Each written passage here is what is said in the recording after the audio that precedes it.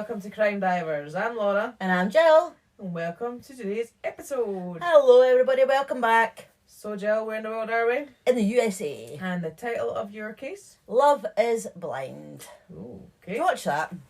Love is Blind, is it a thing? Reality? No, I've not seen that. Oh, okay, Is it well. like a blind date sort of thing? Or It's like when people, they go in these pods, so they like talk to each other, but they don't get to see each other. Oh, right, And then okay. if they get on really well, then the man proposes to the woman, and then they don't see each other until they're engaged. Oh my god. And then they go away for a couple of days for a wee holiday, Right, and then they come back and they live together for a few weeks, right, and then you have the wedding, right.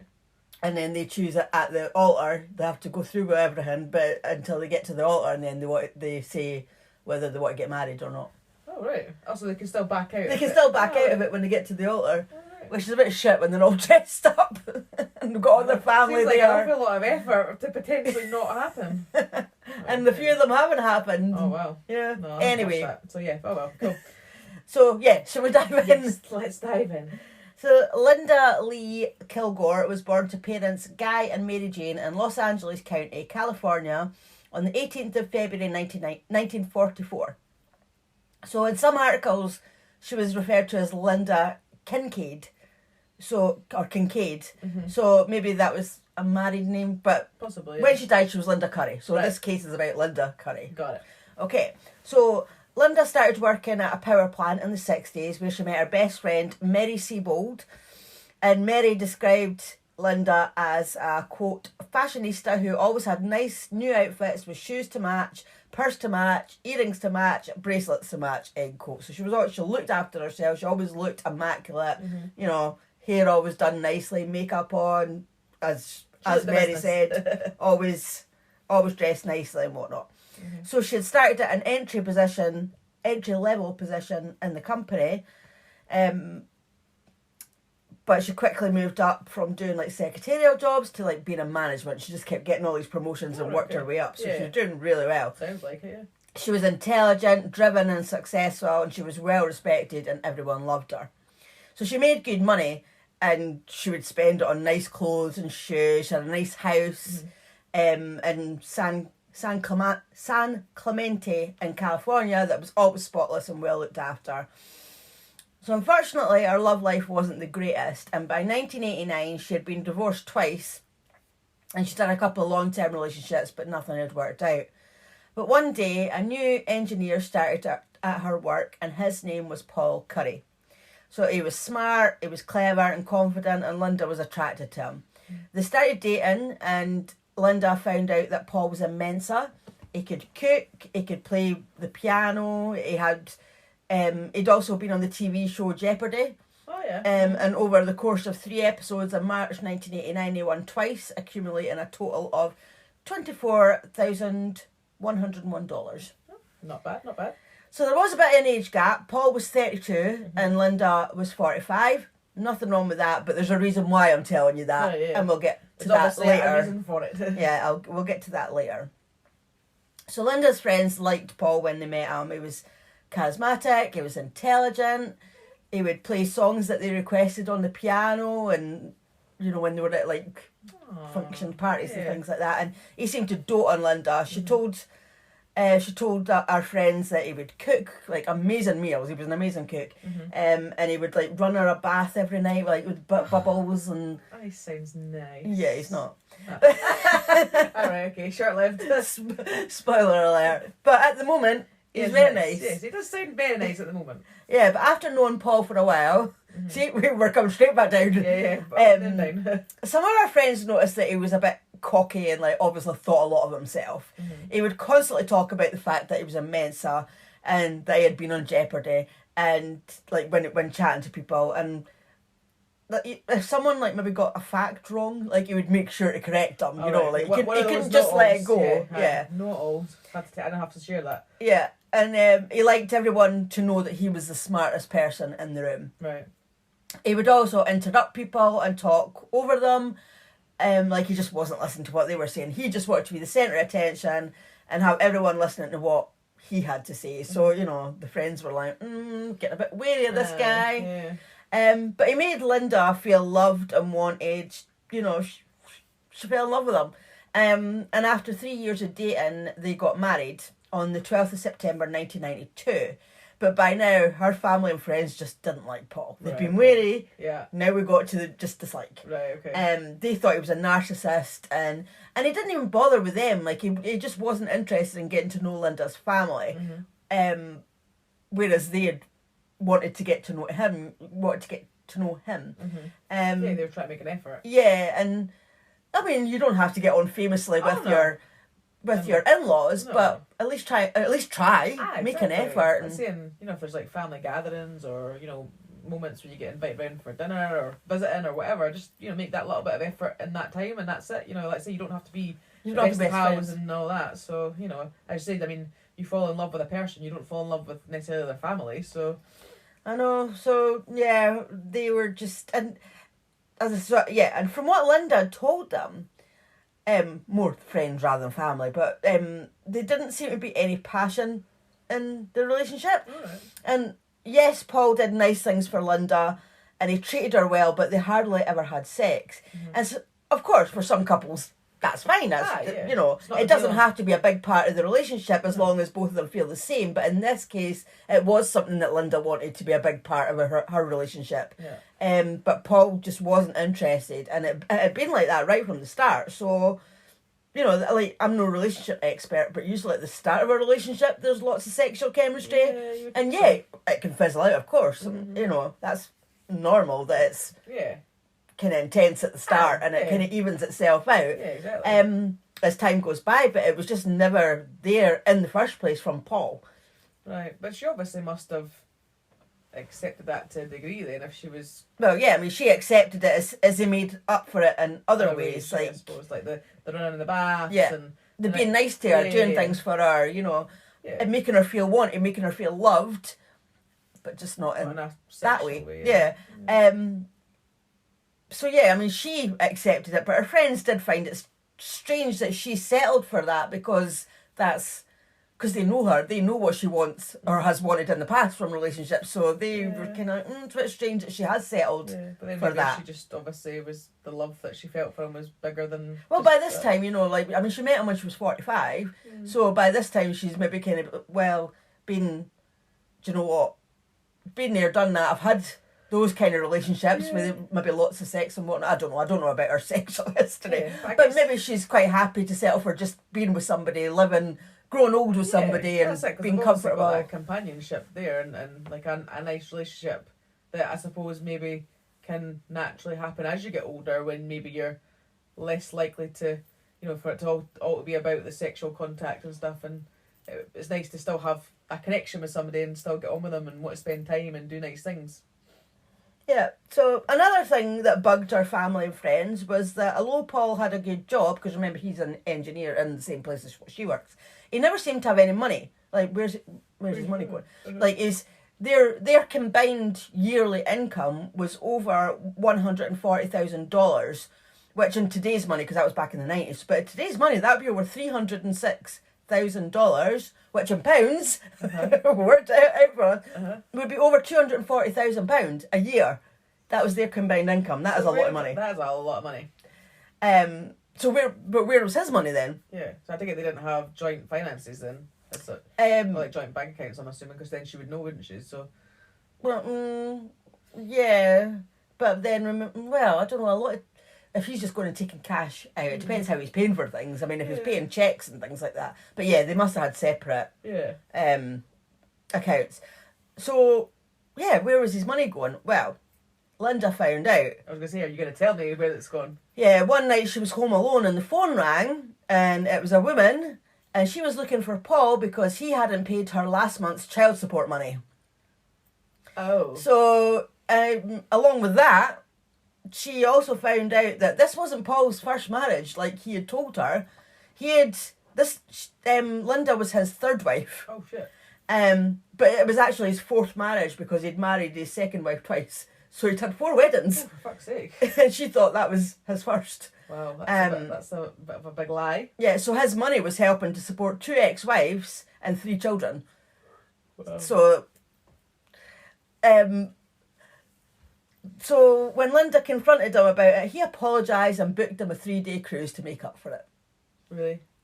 Unfortunately, though, this romantic getaway turned into a nightmare when a lot of the passengers came down with hantavirus. So I looked up what that was because I didn't know what it was. And it's a virus carried by rodents. So there was rats. So that boat must have been ringing. So Paul was really ill for 2 nights and then he got better, but Linda didn't. She was still really ill. She was throwing up. She was having diarrhea, feeling weak. She had abdominal pain and sweating. So when they got home, she went to the doctor. Mm-hmm. But they couldn't figure out what was wrong with her. And luckily, after a couple of weeks, she felt better and life went back to normal. So one day, I think this was literally a couple of months into the marriage, Linda called her best friend Mary. And she told her that Paul wanted to put his name on everything. Like the mortgage, credit cards, whatever. And he also wanted to take out $1 million life insurance on her. Right. So Mary didn't think this was strange at first because she assumed, they're married, so Linda would also have a policy for Paul. Yeah, of course. Mm-hmm. But no.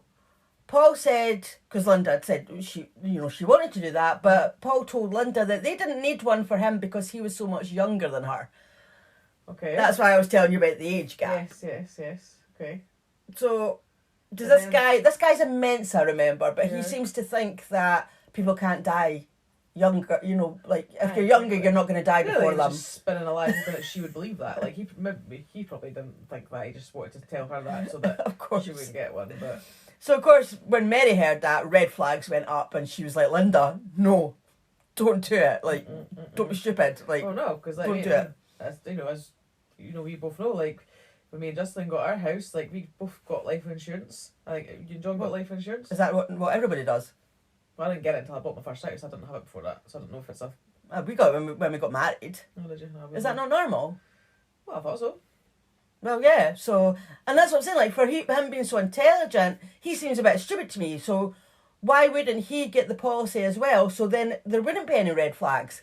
Well, yeah, because if your plan is to kill your wife so you can get the insurance money, what's paying... I don't know how much it would cost in the life insurance, but just pay whatever it is every month for however many months until because like you if do you both it. took out the life insurance at the same time, isn't that less suspicious than if one Well, person exactly. just takes out and then that person has ended up dead? I mean, to me, that's instantly a red flag, and you'd be like the prime Maybe suspect. he was panicking that she was going to kill him. Who knows? It's just ridiculous. Mm-hmm. And as I said, for him being so intelligent, that just seems really stupid to me. So Linda just decided not to take out. She took Mary's advice and she was like, "No, I'm not taking out the policy." But he was the beneficiary on other policies that she had. So if she died, he would still get like nearly $1 million anyway. So if you ask me, he was a bit sorry, he was being a bit greedy. So another friend of Linda's, Bill, he was a life insurance salesman, and he was actually her ex. They had dated on and off for about 8 years, but he didn't want to marry her because of the way that she spent money. She was obviously a bit reckless.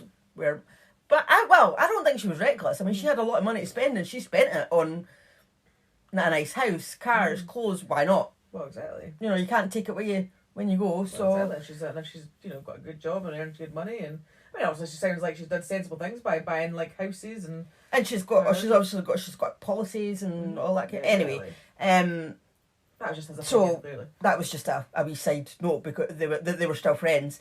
But he told Linda to get Paul off her any policies, get him off your life insurance. And she said, okay. Oh no, sorry. It must have just been one particular life insurance. He had told her to take Paul off, and she said, okay, I'll give it to you then. And he was like, no, don't, give it to your sister. So she did. She actually changed the beneficiary from Paul to her sister, so he must have already been on one of the other ones. Right.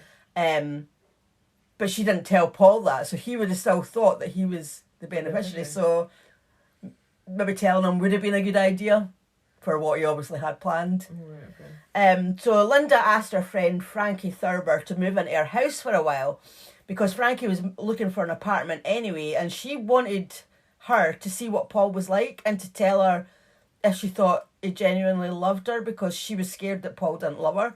So she's like, yeah, just move in. So what? So you can observe how he is with me. Well, yeah, I thought that was a bit weird. That But is anyway, very weird. so after staying with them for a while, Frankie told Linda, quote, I watched everything. I don't see it. He dotes over you. He loves you. He can't do enough for you. I don't know why you'd be questioning that, end quote.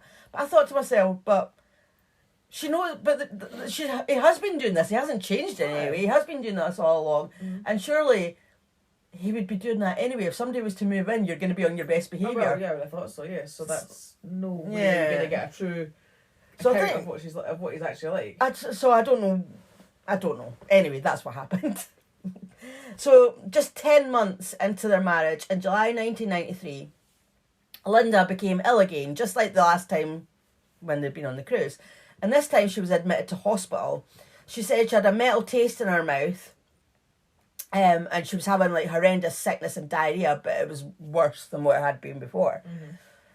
She was in hospital for 3 weeks getting tests, but the doctors couldn't find anything alarming like in her blood work. So one day a nurse went to check on her, and she had like an IV bag for rehydration because she was dehydrated. But the IV bag was cloudy, and she's like, never seen that before. So she took it off and sent it to the lab, and she just put a new one up.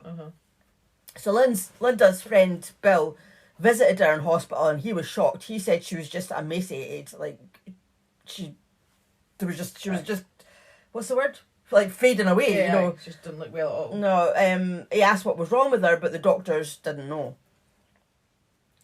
So poisoning was suspected. That's what my head was thinking. It was poisoning. Yeah, and at one point, Linda had a stroke and she nearly died. Right. So soon the results from the lab came back for the IV bag, and it had been contaminated with lidocaine. So I looked up to see what that was, because obviously, Not a doctor. no, I had heard of it, but I was like, I don't know what that is. I've not heard of that. And it's a local anaesthetic which can be used for surgery. All right. It can treat, so you'd get injected or IV'd, Yeah. whatever. Don't know how they administer it, but so yeah, it's an anaesthetic for that. Or it can treat irregular heart rhythms, and it's also used in epidural. When you're in labour. So not for someone who's experiencing bad sickness and diarrhea. Certainly not to rehydrate you. No, certainly not for that. So the police were called, and they began an investigation, and they suspected Linda's husband, Paul. How did he get access to that? And administer it? They asked Linda how long they had been married, and she'd said not quite a year. They asked who might want to poison her, and she said, quote, well, the only person I can think of that would have a motive to do it would be Paul. I just don't want to believe and think that he would do that. He seems like a very good husband, end quote. So, of course, they didn't have any proof, so they couldn't do anything. But hospital staff didn't let Paul be in Linda's room alone after that. Which was probably a good idea.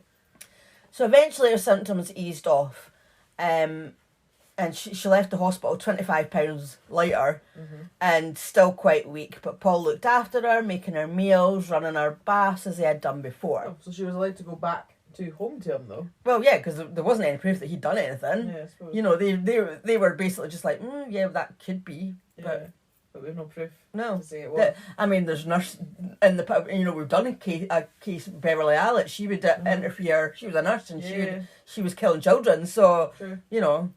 I don't know. So she was fine for a while, but then on New Year's Eve 1993, Paul rushed her into hospital again, but this time it was a different one. After about a week, her friend Mary went to visit, and Paul met her in the hospital lobby. He told her to prepare herself for what she was about to see. So she's like, okay, she's obviously not realising how bad it was. And she went into Linda's room and she was horrified. Linda looked like she was at death's door.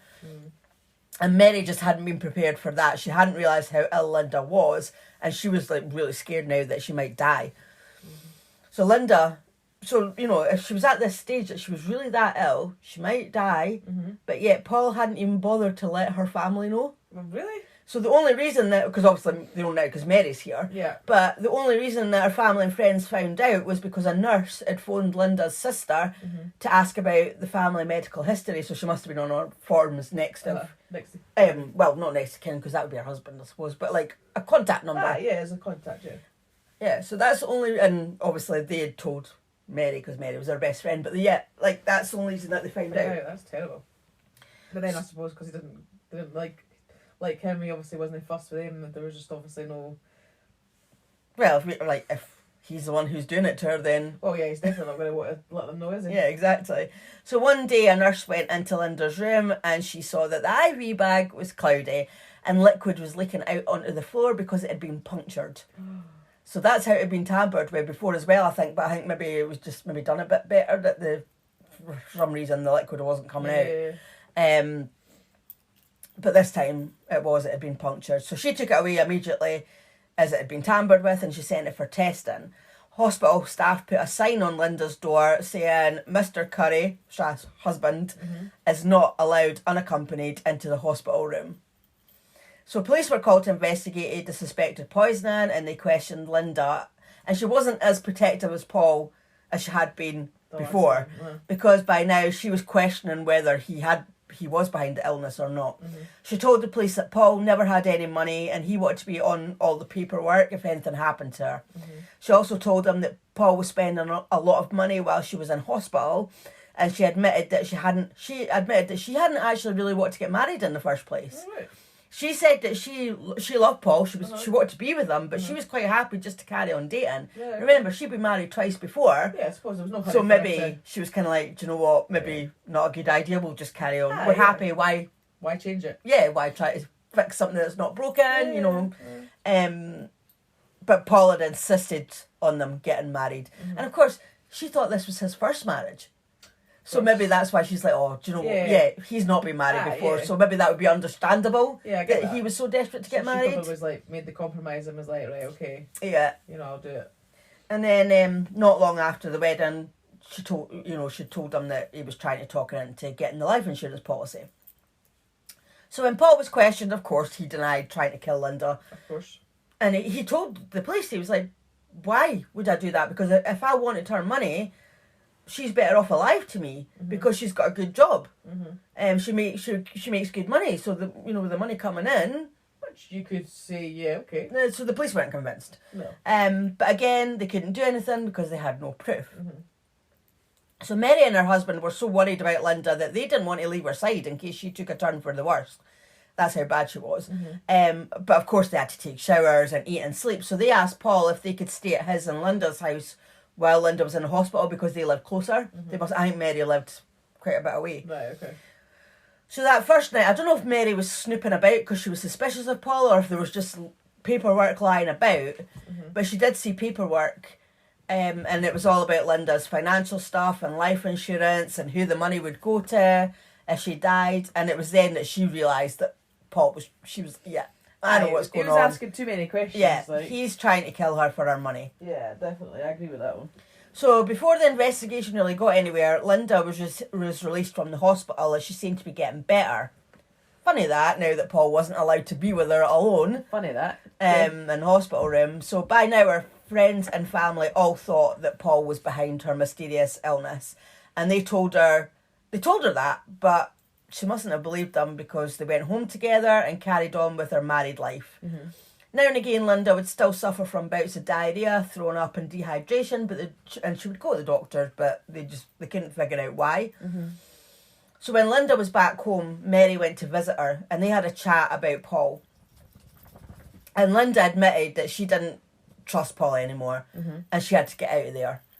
And in the meantime, she told Mary that if she did end up in the hospital again, she didn't want to be left alone with Paul. Yeah, she was wising up to it. But the following day she backtracked and said that she couldn't leave Paul and she was going to buy him a new wedding ring to show how committed she was to him. Right. And Mary was horrified. She knew that Paul was slowly killing Linda and she just couldn't stand by and watch. So she told Linda that she was there for her whenever she needed her, but she was taking a step back because I think she lived far away anyway.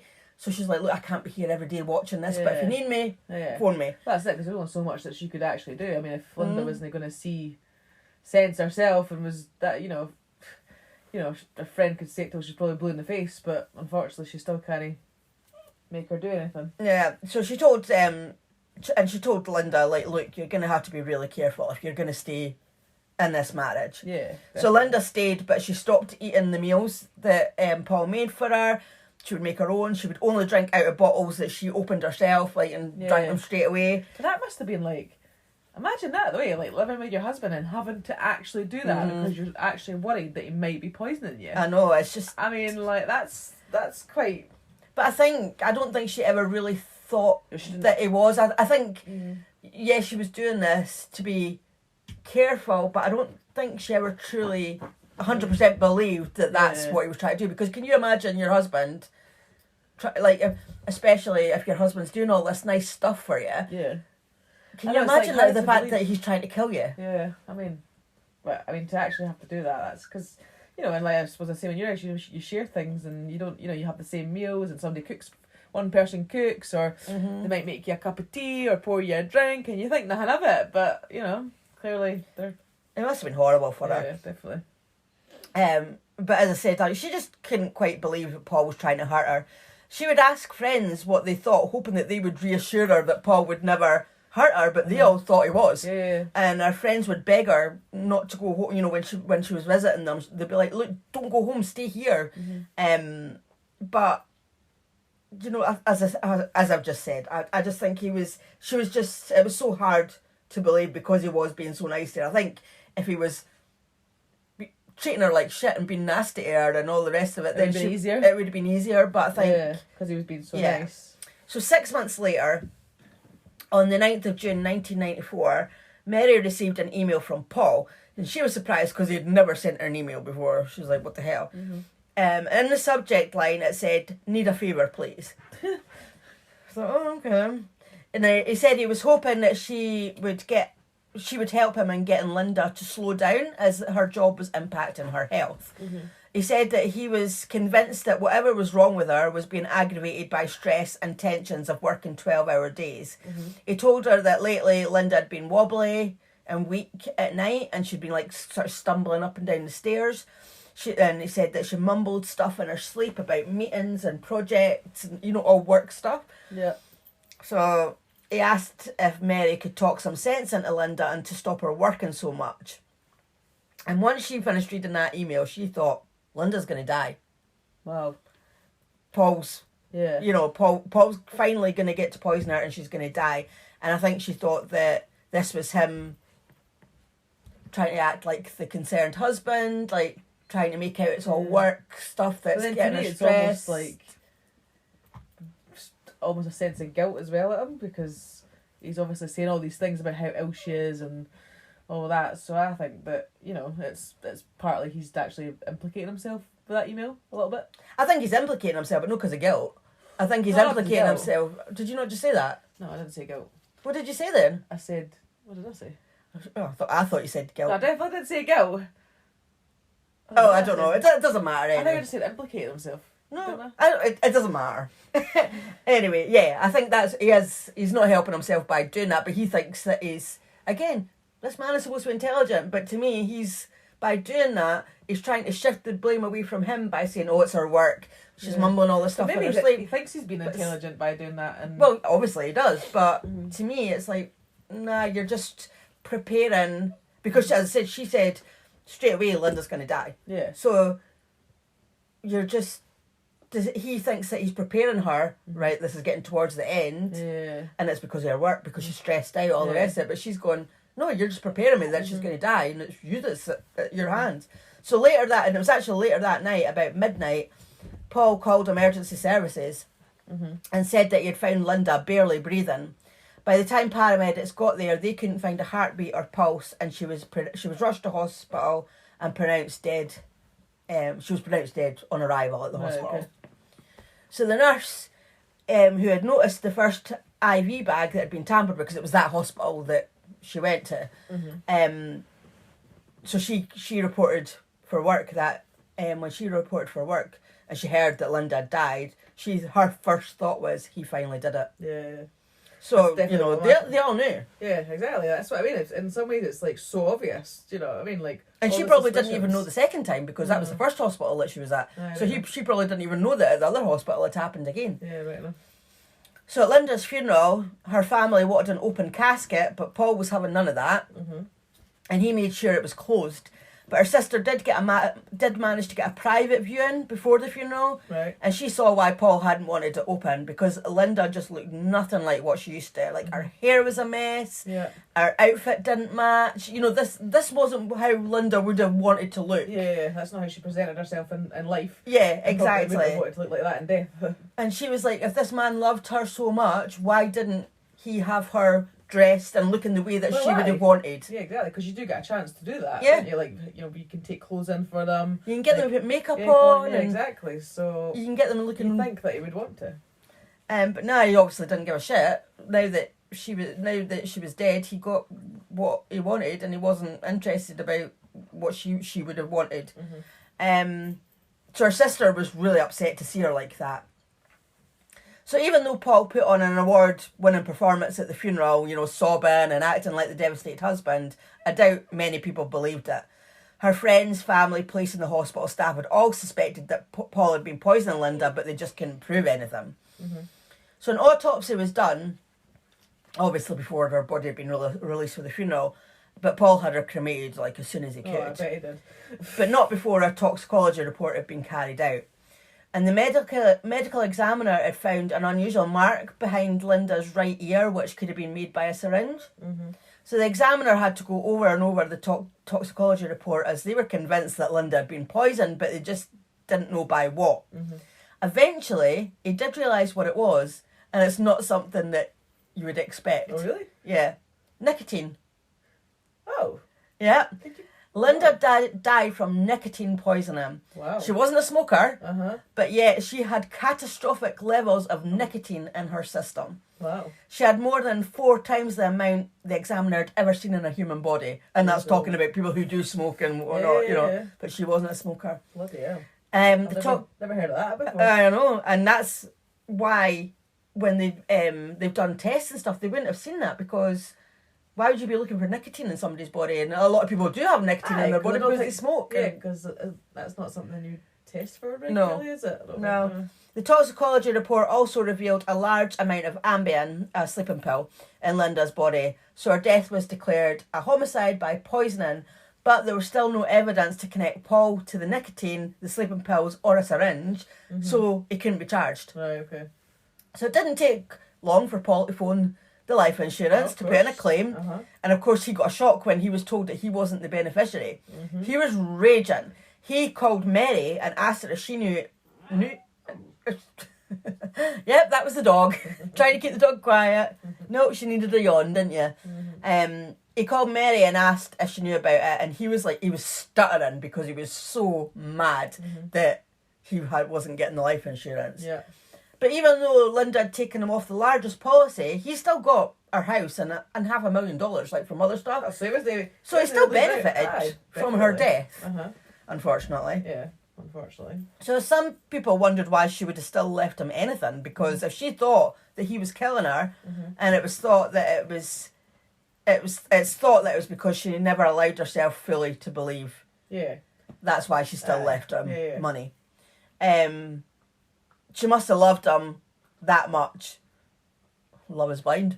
Yeah, You know, absolutely. And she I still think, had that. She still had that little bit of doubt that he wasn't trying to kill her. I think that's it. When you obviously do love someone, then you don't, you kind of overlook the things that maybe are right in front of your face because you just don't want to believe them, as you say. And everybody else can see it because Yeah. They don't have that same they're- feeling yeah. towards the person. So they're not 100%. there living it, you know. yeah.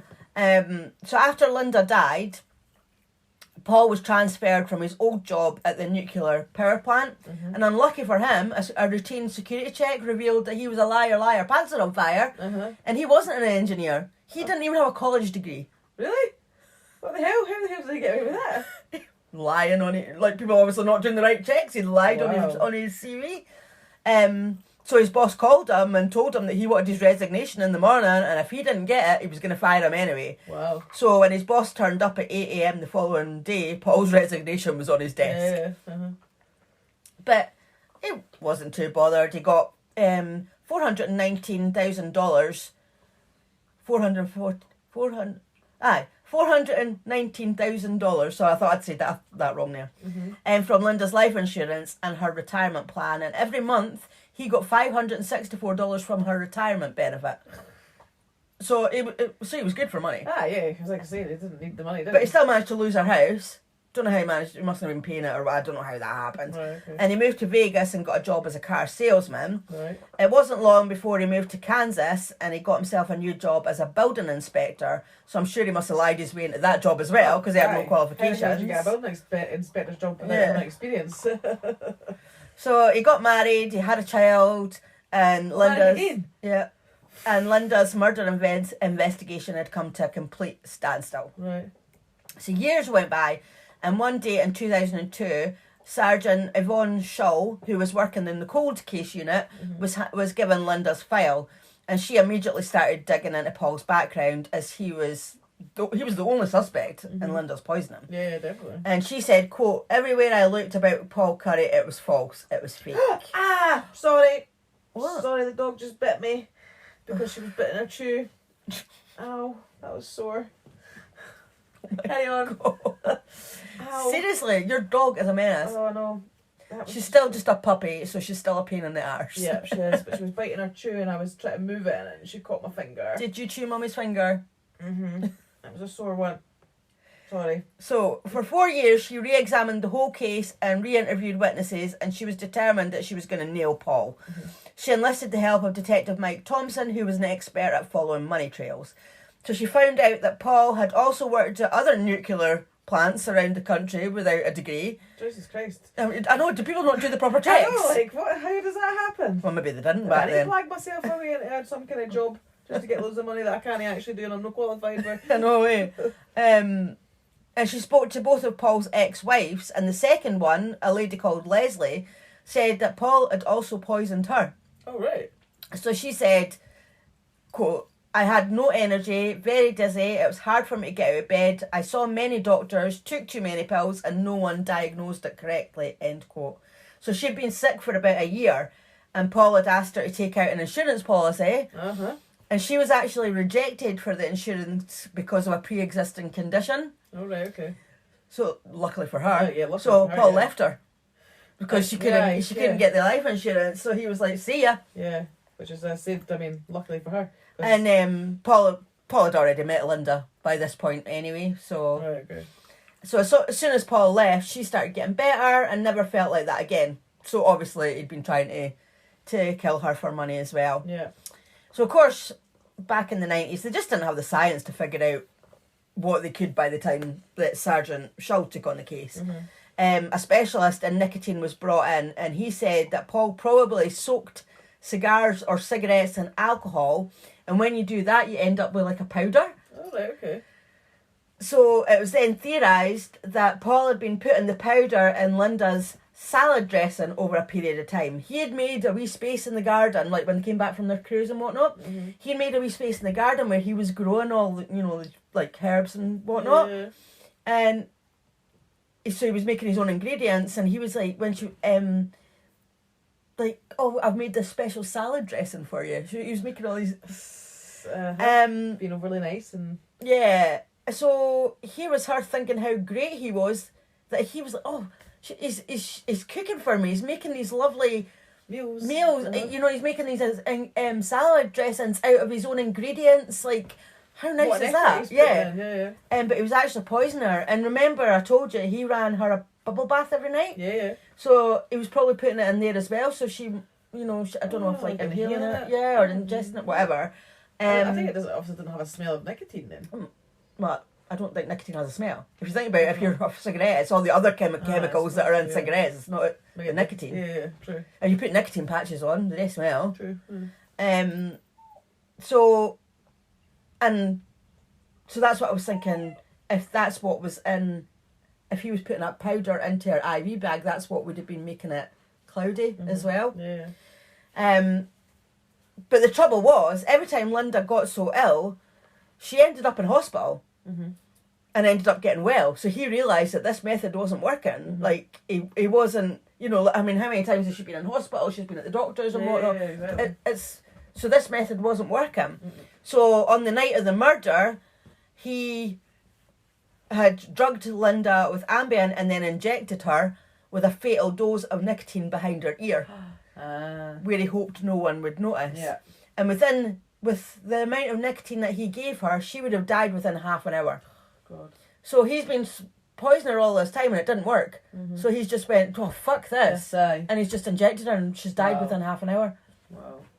So because Paul had admitted repeatedly, he had admitted that he was the only one at home with Linda that night, that proved that he had to be the one who killed her because she died so quickly within half an hour. There was no one else there. There's no other suspect then. So it had to have been him. So in 2014, 20 years after Linda's murder, Wow.